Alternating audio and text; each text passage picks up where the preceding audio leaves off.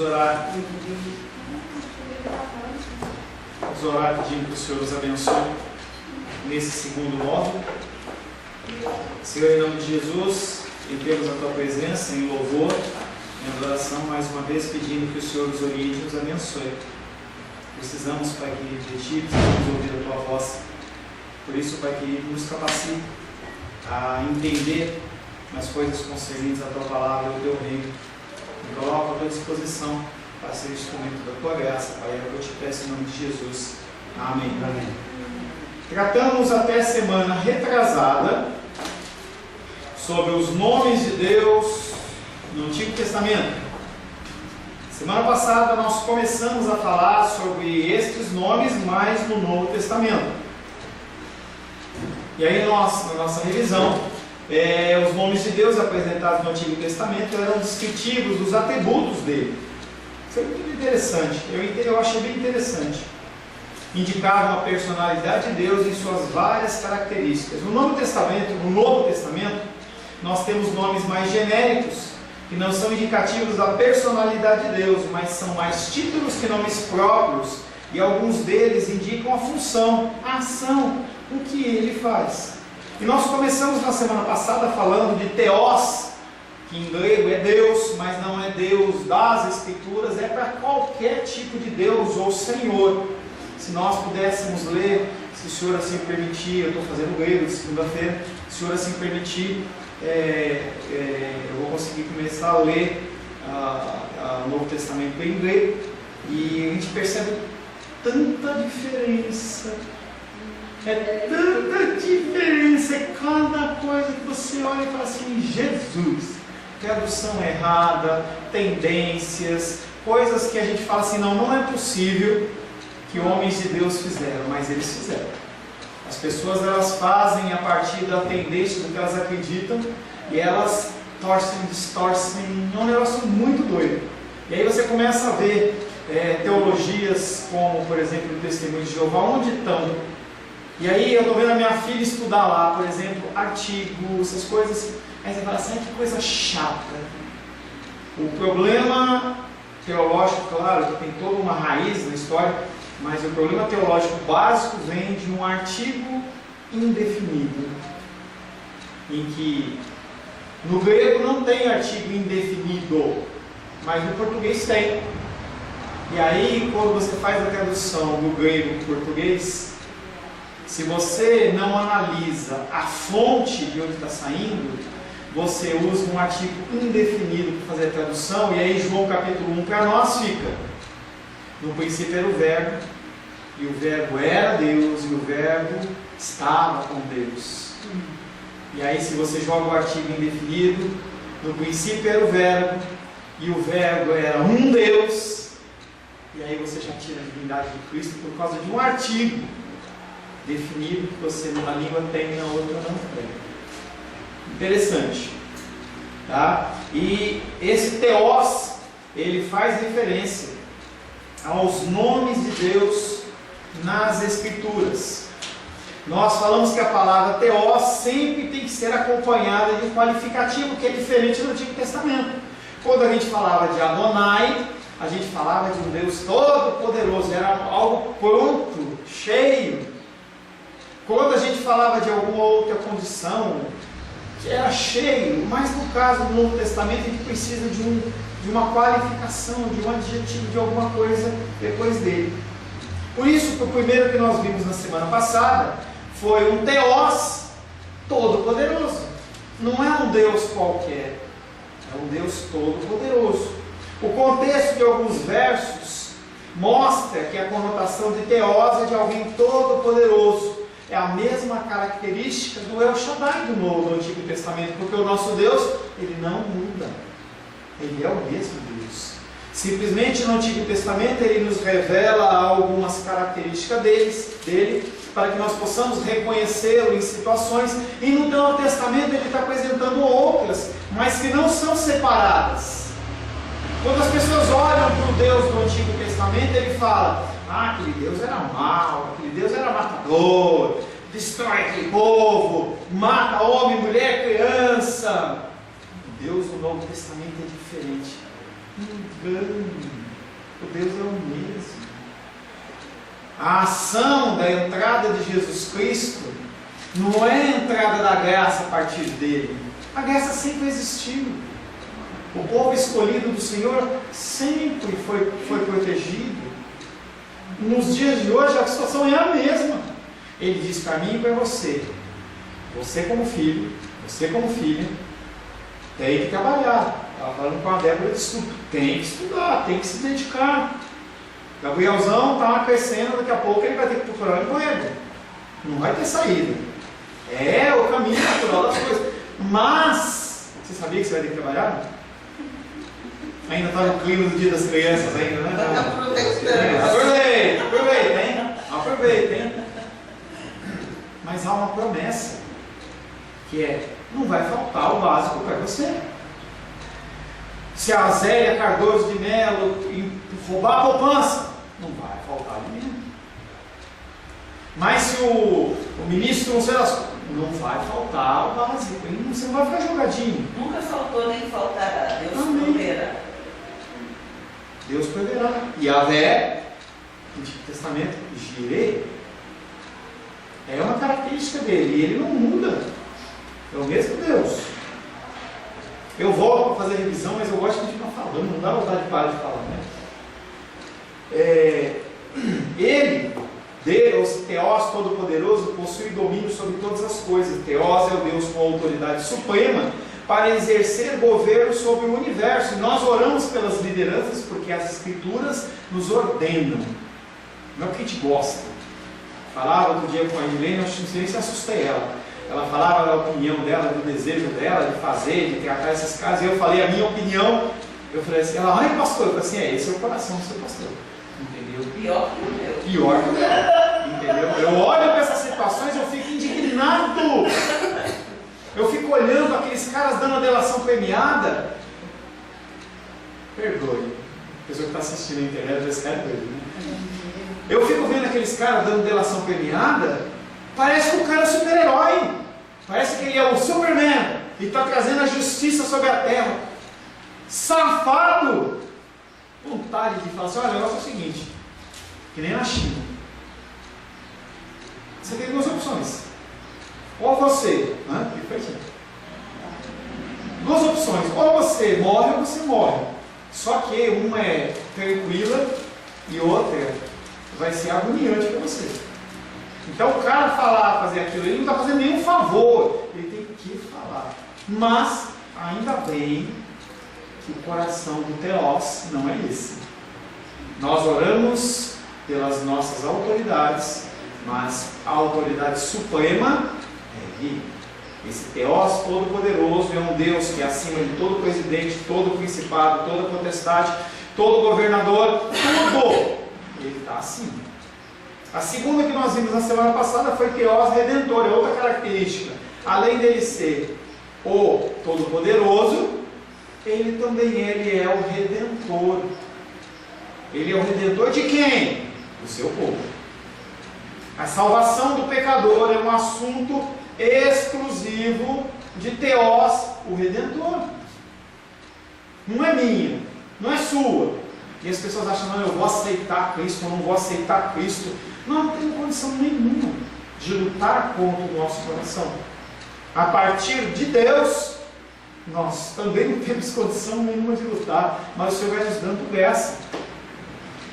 A salvação. Eu entendi, pastor. Eu queria que o senhor repetisse isso aí. Acho que eu me distraí aqui com o Pauline? Não, o que eu falei é que a salvação ela é uma função inerente e exclusiva de Deus, ao qual o ser humano ele não tem condições de dizer sim ou não para Deus por nós mesmos, segundo a minha vontade, segundo o meu querer, segundo o meu desejo. Meu desejo é ficar na sombra e na minha fresca, sendo muito bem servido. Teós, água de coco é melhor. Água de coco, geladinha, delícia. Teós, com a conotação salvadora, nos traz conforto extremo, porque todas as coisas referentes à nossa salvação nele repousam e nele dependem. Então, quando antes do intervalo eu falei, quando eu estava falando para vocês, que eu falei assim, independente da situação que você estiver passando, No final, você ganha, você é vitorioso. O que vai ter que passar por aqui é outra coisa. Isso nos devia trazer tranquilidade. Quando eu falo para você que não vai faltar alimento para você, você tinha que entender que isso é um privilégio, porque muitas pessoas morrem de fome. Nunca vai faltar para você as coisas básicas, como moradia, seja um aluguel, seja uma casa própria, transporte, seja ônibus, pé, saúde para andar, 10 quilômetros, metrô. Porque quando você olha, por exemplo, a situação na África, eles saem da aldeia deles para a igreja, eles andam 3, 5 quilômetros. Mas o Senhor dá a saúde para que aqueles homens possam caminhar. E é algo básico. Ele não tem um automóvel, mas dá a condição. A gente está com dificuldade de andar, ela não consegue andar mais sem nada. Mas o que ela tem? Em casa ela tem um andador, mas ela tem a bengala. É o Senhor dando a condição.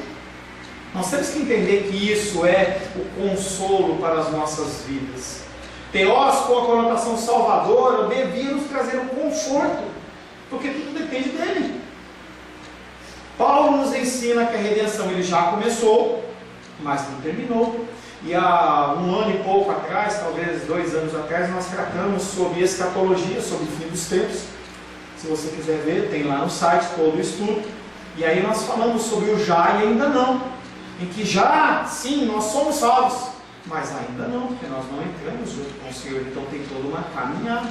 E quando nós tratamos sobre isso, nós gastamos alguns domingos falando sobre isso, sobre exatamente a dificuldade do cristão em entender que ele já é salvo. Tem um livro, eu fui na livraria Terra ontem, e eu vi um livro do pastor Hernandes, o título do livro é Quase Salvo, mas já condenado. Entendeu? Já e ainda não. Essa é a condição. É a condição em que nós já temos a salvação, mas nós temos que continuar marchando, não é a hora de parar. Nós temos a salvação, nós somos quase salvos. Não. Já estamos condenados. Eu não entendo isso, entendeu? Você citou, mas eu não terei que ler, porque às vezes a pessoa coloca um título, entendeu? E está fazendo chamada a alguma alusão em que ele vai desconstruir o raciocínio. Eu não sou condenado, não, desculpa. Eu não sou, entendeu? Eu sou chamado pelo Senhor e pela graça dele, independente das minhas falhas, imperfeições, dos meus pecados, das minhas ações, pensamentos. Mas se a pessoa apostatar, não há como. O Teós Redentor, ele é aquele que faz conta da redenção do seu povo. O sacrifício de Cristo, se ele já foi, pôs de lenha, e eu não conheço. Eu vejo em você uma pessoa salva, eu vejo sinais de você de salvação, mas na verdade é aquilo do já e ainda não. A gente só vai saber realmente quando a gente estiver perante o Senhor, a realidade. É como o exemplo que eu já dei para vocês da herança, entendeu? Quando você pegar na mão, opa, agora é minha. Mas nós entendemos que nós vivemos num ambiente cristão, nós procuramos viver, e não é algo que é inerente do ser humano, é inerente de Deus. Então, se você apostatar, e apostatar é você abandonar, não é você, não sei o termo correto, mas você ter uma queda, se afastar e voltar, tem pessoa, é uma coisa, outra coisa é a pessoa se apostatar, não quero, amaldiçoou, blasfemo, não quer, é diferente. Tá? Quem mede isso? É Deus, eu não meço. Tá? Bem-aventurados que não viram, creram. Nós não vimos naquele momento, mas nós cremos. Essa crença não provém de Paulo, nem dos reis, nem de ninguém. Provém de quem? Teós Redentor. Ele que implanta o nosso coração. Paulo nos ensina que a redenção já começou, mas ainda não terminou. Tudo isso é feito e administrado pelo Teós Redentor, que não permite que você se afaste muito do caminho ou que você não volte no devido tempo. Por isso que as tentações e as provações que são permitidas sobre a nossa vida, elas vêm até o ponto em que você pode suportar, sem que você largue mão de vez. Você estava falando ali daquele nosso conhecido lá, que a gente está gravando, tá? Se é com ele, é com Deus, não é comigo.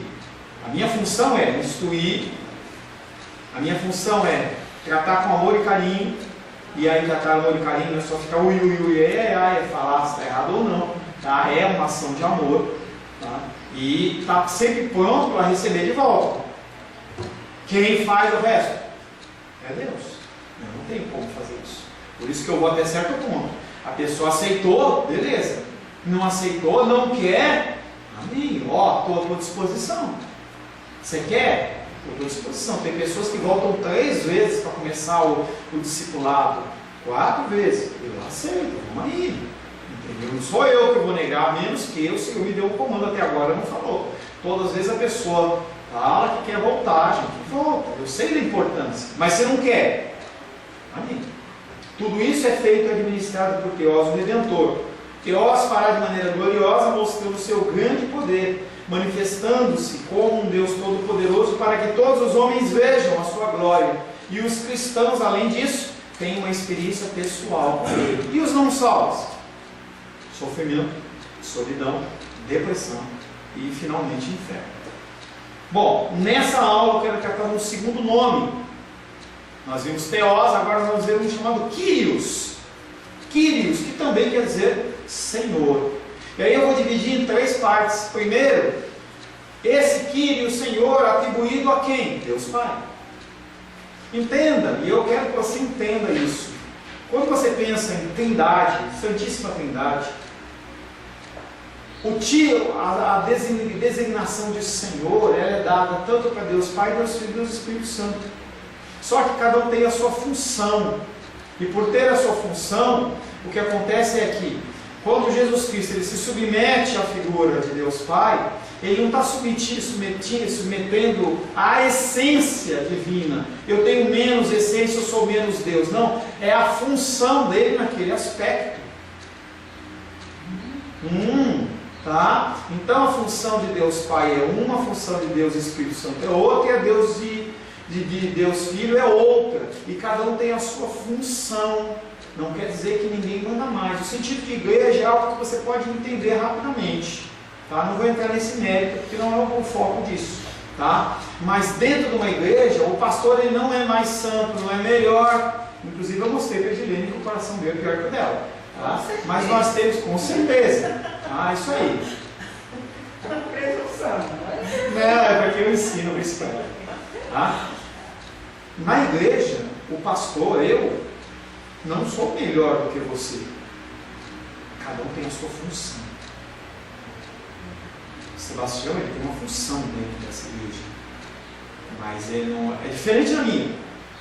Eu tenho atribuições, ele tem outras. Cabe a mim ter atribuições, mas não quer dizer que eu tenho mais poder, ou mais função, mais capacidade. Nada, não tem a ver. Entendeu? Rosana que está aqui, Rosângela, Sebastião e Glenda e Edilene estão executando o trabalho. Débora foi também, né? Gostou? Trabalho lá junto com as crianças na favela. Não só crianças, mas a comunidade. Tá? Eles têm uma atribuição que é diferente da minha. Mas não quer dizer que eu sou superior a eles. Eu gosto de saber, porque eu tenho que cuidar dessas pessoas que estão indo lá.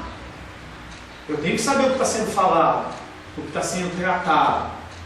Entendeu? Eu trato em paralelo com o pastor que é responsável com a obra, para que não seja delegado, nem seja colocado um fardo que eles não estejam preparados, porque eu estou acompanhando.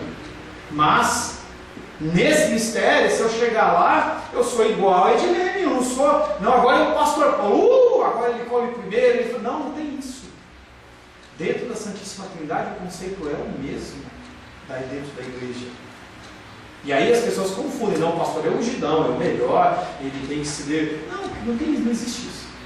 Não existe isso. O pastor ele é um ser humano, como qualquer. Eu vou contar um segredo para vocês. Um segredo. Preparado? Preparado? Está esperto? Se eu pegar uma gilete e cortar o meu dedo, você sabia que sai sangue vermelho? Você sabia? Não é sangue azul, não é óleo, sabia que não é óleo? Não é mirra. Mas tem muita gente que acha. Isso é segredo? Porque não vou contar para ninguém, pastor. Não, segredo que eu estou dizendo, eu estou segredo no sentido de que as pessoas, se você pensar em. Você está dando risadinha, né? Se você pensar em 100% da igreja cristã brasileira, talvez apenas, vou chutar, 15% saiba disso. O resto acha O pastor, quando ele entra na igreja, ele nem pisa no chão, ele levita. Ele é ungidão. É só a minha oração que serve. É só a minha palavra que serve. Estou enganado? E é isso que leva os fiéis a se decepcionar. O que leva os fiéis a se decepcionarem é que aquele ser humano ao qual aquela pessoa pecaminosa está depositando toda uma confiança que não é para ser depositada, vai gerar decepção, porque ele é ser humano. Então, é isso que eu quero. Da parte do líder, soberba. Do lado do membro, comodidade, conforto, busca de coisas que não estão na palavra. Fome e vontade de comer. Obrigado, Rosane. Perfeito. Fome e vontade de comer. Não tem Adão, não tem Acabe sem Jezabel. Não existe pastor soberbo sem uma igreja que quer que o pastor seja o super, o mega. Se eu cair, quando ocorrer alguma coisa que te desagrade, lembre-se que eu sou um ser humano. E eu ainda estou em processo de transformação da mesma maneira que você. Tá? Depois do nome Teós, que aparece mais constantemente no Novo Testamento, o nome de maior importância é Quírios, o Senhor. A palavra Quírios tem relação com aquele que legalmente possui poder. No Novo Testamento, esse é um título que Teós recebe, Deus. Ele qualifica Teós. Se relacionarmos esse título com o nome de Deus do Antigo Testamento, verificaremos que ele possui as mesmas qualidades de Adão e Yahvé, nós já estudamos. Como Adão, ele se associa-se com a ideia de Senhor, governador e possuidor. Adão é identificado no Antigo Testamento como que governa todas as coisas, que possui um poder inigualável. Ele é o Senhor, não é um Senhor com ozinho minúsculo. Ele é o Senhor. Você coloca maiúsculo e coloca entre aspas ainda, para a gente saber que ele não é qualquer, é o Senhor. Como Yahvé, o título Quírios associa-se com a ideia da sua presença e das suas promessas consoladoras. Aquele que está preocupado com o seu povo, preocupado não no sentido de que algo vai sair do controle, não, no sentido de estar observando, que é o exemplo que eu dei para vocês. Vocês estão lá fazendo trabalho lá com a favela, lá com o pessoal da comunidade, e eu estou de olho, eu ligo, pergunto para o pastor como é que está, como é que agiu, ocorreu bem, perguntei para ela, como é que foi, você gostou? Estou preocupado, mas aí a minha preocupação é humana, a de Deus é uma preocupação muito mais abrangente. Assim o nome Quírios está associado a esses dois nomes do Antigo Testamento, que possuem a noção de Redentor. Quando esse título é atribuído a Deus Filho, Jesus Cristo. O título Quírios não é uma prerrogativa apenas de Deus Pai. O Filho de Deus também é chamado Senhor. Lucas 10, 17. Está bem?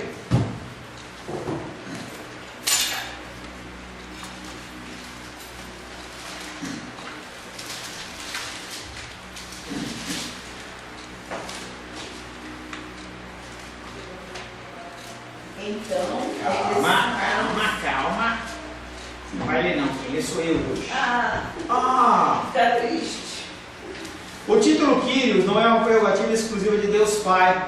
O Filho de Deus também é chamado Senhor. No texto de Lucas 10, verso 17, os discípulos chamam Jesus de Senhor. Lucas 10, 17 diz: então regressaram os 70, possuídos de alegria, dizendo: Senhor, que Senhor? Quírios. Senhor, os próprios demônios se nos submetem pelo teu nome, porque Quírios tem a ver com domínio.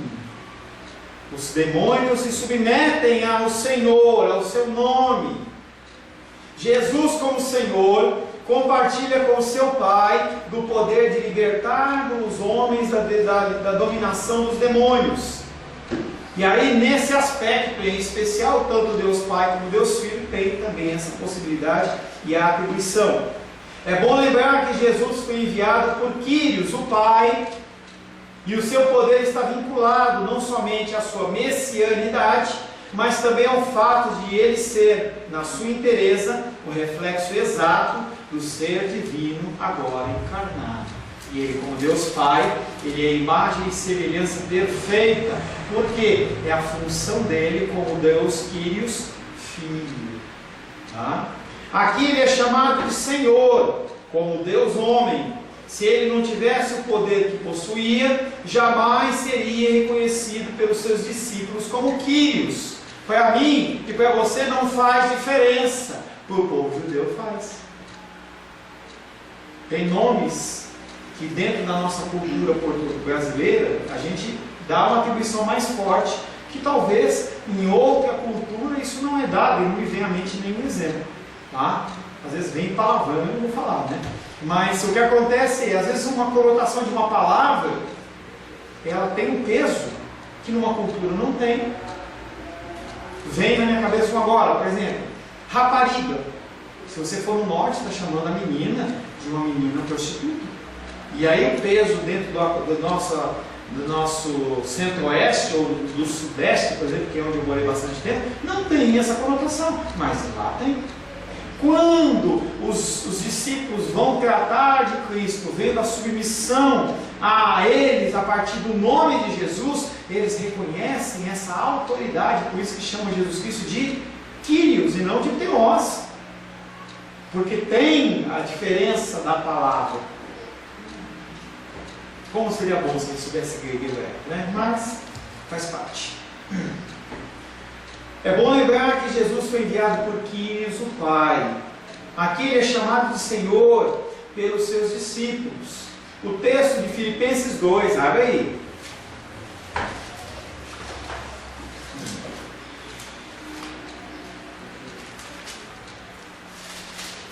Filipenses capítulo 2. O texto de Filipenses 2 nos aponta o senhorio de Jesus Cristo de forma inquestionável. É um texto clássico para falar sobre essa característica de Jesus Cristo como Kyrios, como Deus. Ele não é apenas um profeta, ele não é apenas um enviado, mas ele tem a figura divina. O texto de Filipenses 2 nos aponta o senhorio de Jesus Cristo. Após ter completado a obra da redenção dos pecadores, na ressurreição, Deus Pai o exaltou sobremaneiramente. Só o versículo 9, Ednei, por gentileza, 2:9. Pelo que também Deus o exaltou sobremaneira e lhe deu o nome que está acima de todo nome.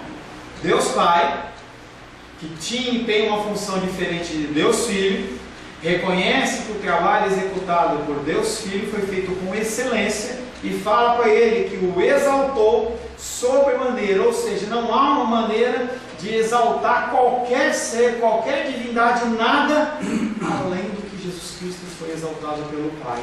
E lhe deu um nome acima de todo nome. O resultado dessa exaltação é que o Filho encarnado ganhou um nome acima de todo nome. Verso 10, Débora, por gentileza.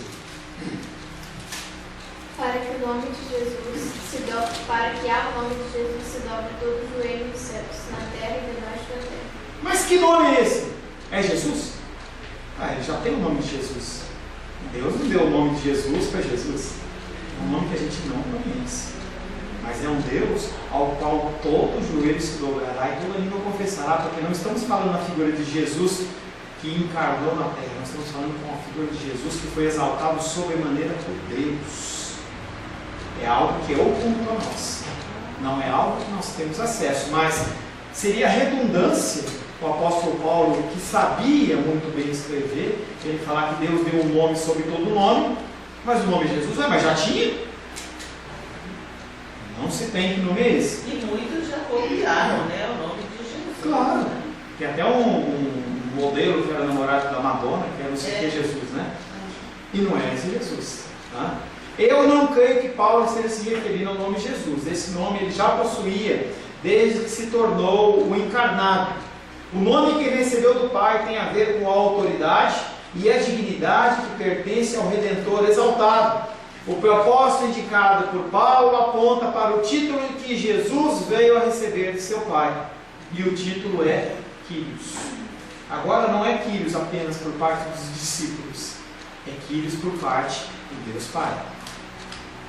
Qual é o propósito desse nome?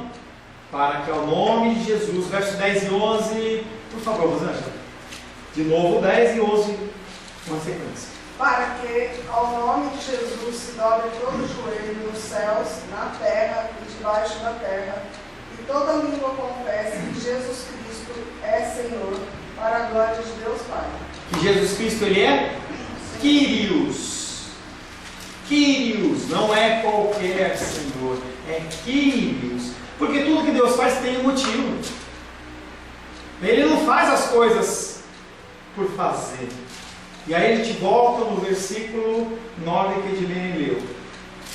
Pelo que também Deus o exaltou sobremaneira, ele deu um nome que está acima de todo nome, para que ao nome de Jesus se dobre. Qual a finalidade dele dar e exaltar? Para que ao nome de Jesus se dobre todo o joelho nos céus, na terra e debaixo da terra, e toda língua confesse que Jesus Cristo é o Senhor, é Kyrios, para a glória de Deus Pai.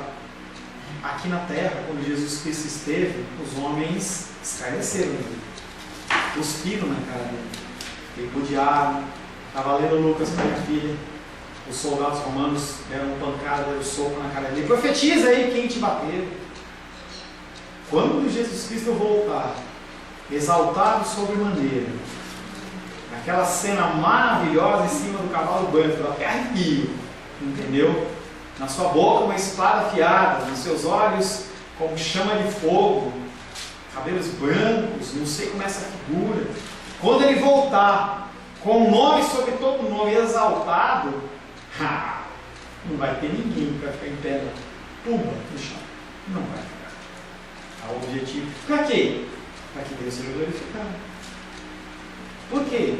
Quem merece glórias a Deus. É a atribuição, a característica dele. Amém. Glórias a Deus.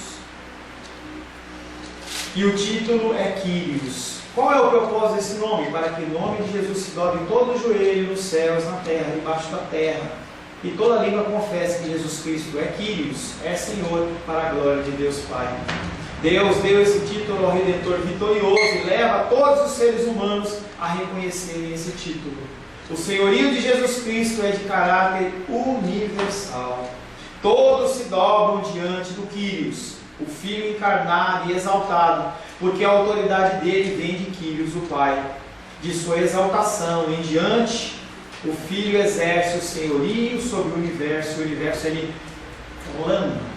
Essa semana eu brinquei com a Edilene, ela postou lá uma imagenzinha, e aí ela colocou lá, o Senhor é meu pastor e nada me faltará.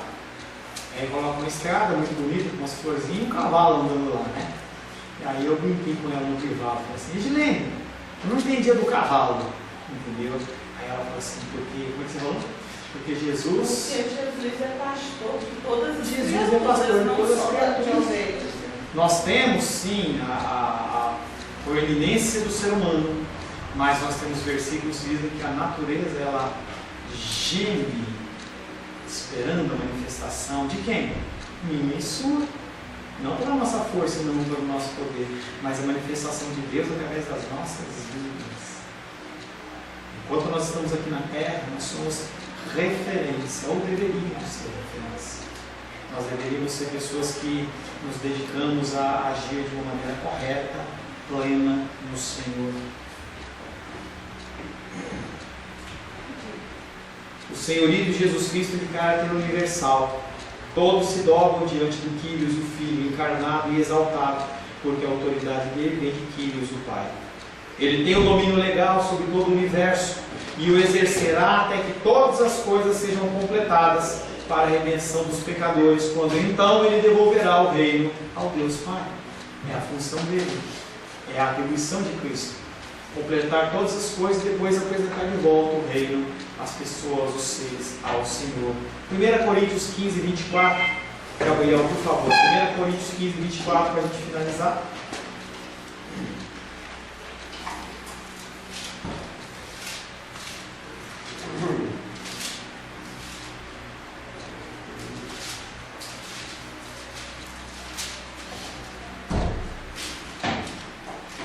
Coríntios 15, 24.